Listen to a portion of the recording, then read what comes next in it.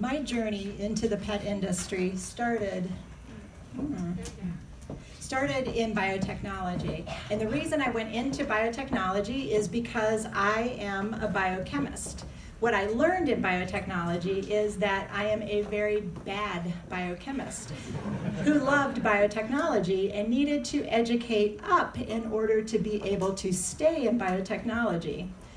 I dumped the lab coat, I got an MBA, and I realized that what I really loved about biotechnology was the innovation and the impact that I was able to make in doing the work. And it was work that I loved to do. I was inspired to do the work. I had purpose, I had meaning, but even more than that, I had a positive identity.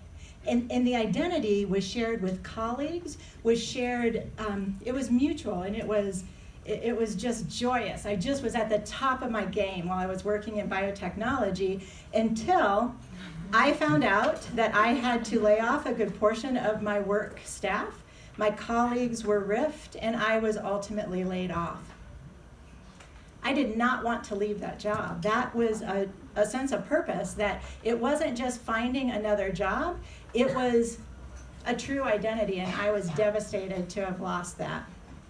So in typical biochemist fashion, because even though I was bad at it, I still had a really overactive left brain, I tried to wrap my left brain around what had just happened and what I needed to do to get out of that funk. And what I discovered was that I needed to really flex my underdeveloped and underused right brain and find creativity and find a sense of clarity as to why this was having such a big impact. I was fortunate in that when I was in biotechnology, I traveled all the time. I had a boatload of frequent flyer miles that had accrued, and I took all the frequent flyer miles and I went to a country as far, far away as I could get. A vacation that my husband still refers to as our third world vacation. And I spent time there, and I just thought about, what do I need to do to get back this sense of purpose and to find out how to make this not happen to me again. So my left brain came back and said, if you could figure out how not to get laid off again and to do work that you found impactful, what would you do? Of course, you would start a company in the pet industry. So here I am with all of you who are all very passionate and innovative and caring and have this identity. It's perfect. Then I would get to live wherever I wanted to live, which today may not seem so perfect, but I get to live in Boulder. And I could hire people who I would never lay off. So I started that process, and I quickly realized that we had work that needed to be done that had ebbs and flows. And so it was difficult to hire the right amount of people for that work. And so what I did is I went a very traditional path. I went to a temp agency and I hired temporary workers. These were folks that were often in between jobs, and so we spent a lot of time retraining workers and doing things that I was wholly unprepared to do, such as explaining why it's never a good idea to smoke weed outside your boss's office while you're on break. And so I realized at that point that I needed to change my approach to finding people, and what the economist had always told me in business school was accurate, that if you have an unemployment rate of less than 4%, everybody who really wants to work is working. And so we know that going a traditional path lends itself to difficulties. I needed to find a non-traditional path. I needed to figure out if there was a way that I could find a workforce that met all of my goals and was a workforce that really wanted to work. And what I found was in intellectually and developmentally disabled adults that they not only want to work, but they go through extensive job training and job coaching. And they're more than just an employee.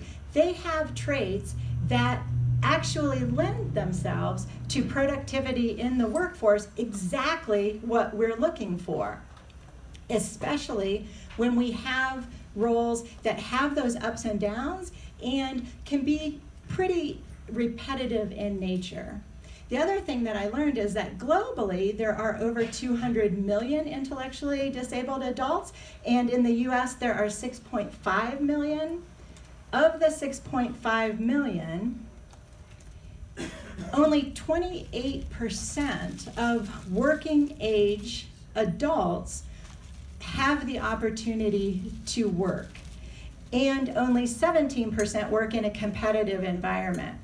So I went back to the difficulty I had when I wanted to work and they didn't want me to work, and it took away that identity.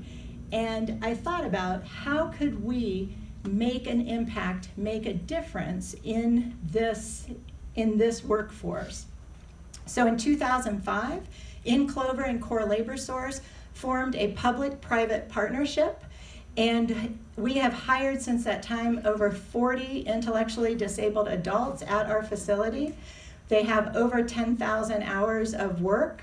We measure KPIs regularly. As a matter of fact, they're usually shouted through the hallway every day.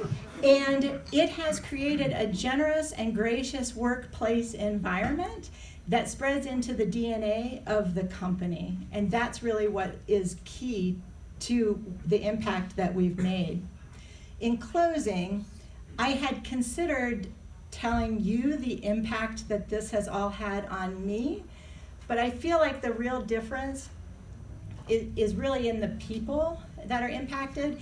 And so I've invited somebody here today who is part of the workforce at InClover and has really made a difference in our workplace KPIs and the workforce environment. So I want to introduce you to Randy and give Randy an opportunity to tell you what's made a difference.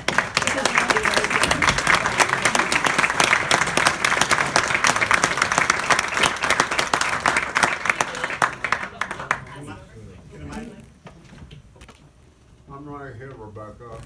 Hi, Randy. Good to see you. Good to see you too.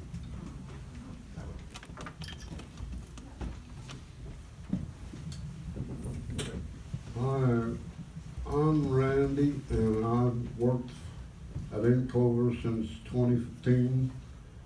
I enjoy doing this job because I like progress. We make, and I like the money too. I go to a lot of rock concerts, and I'm glad that I have a job to help pay for the concerts. I'm grateful to have this job. I'd like to thank Rebecca and all the staff at InClover for their support. Thank you.